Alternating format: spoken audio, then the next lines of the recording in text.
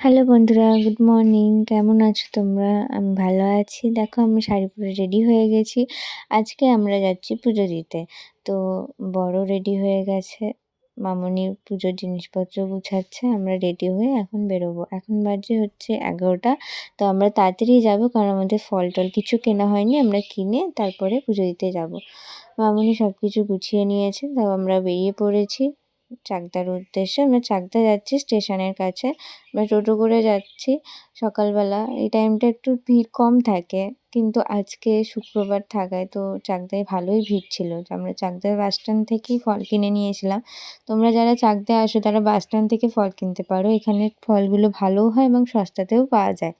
তো আমাদের ফল কিনছিলাম যখন, তখন মামুনি চলে গেছে ফল কিনতে, কারণ উনি সব কিছু কেনে বুঝে সুঝে।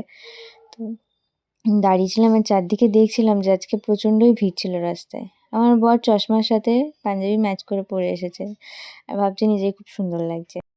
মামুনি নিজের দক্ষতার পুরোপুরি নিদর্শন দেখিয়ে ফল কিনে ফেলেছে। তা আমরা চুপচাপই দাঁড়িয়েছিলাম, বেশি মাথা ঘামাইনি এই বিষয়টা নিয়ে, কারণ মামুনি এই বিষয়টা খুব ভালোই করতে পারে। তো ফল-টল নেওয়া হয়ে যাওয়ার পরে আমরা যাব। আজকে আমরা তাড়াতাড়ি চলে এসেছি, পুজো 12টা থেকে শুরু হবে, কিন্তু আমরা আগেই এসেছি যেহেতু পুজোর শুরু থেকেই, যাতে আমরা দেখতে পারি। এখানে দেখো সবাই ফুল দিয়ে গেছে মায়ের পুজোর জন্য। এই কালীবাড়িটা হচ্ছে পুরো স্টেশনের গায়েই, স্টেশন থেকে এটা দেখা যায়। তো আমাদের আজকে পুজো দেওয়ার তেমন কোনো কারণ নেই। আমার মামুনি মানত করেছিল আমাদের বিয়ের জন্য, তাই আমাদের সেজন্যই এই মানতটা পূরণ করার জন্য পুজো দিতে আসা। ডালা সাজিয়ে বসেছিলাম পুরোহিতের জন্য, পুরোহিত আসলে পুজো হবে।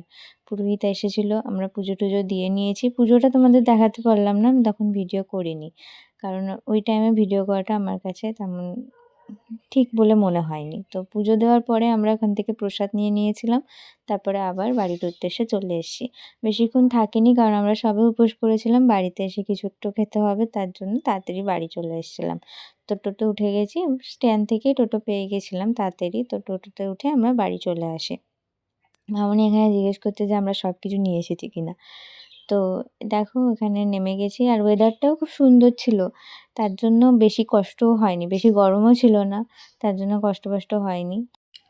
তো তোমরা কেমন আছো? এই ওয়েদারটা তোমরা কেমনভাবে কাটাচ্ছ? তোমাদের দিন কেমন যাচ্ছে আমাকে কমেন্ট করে বলতে ভুলো না।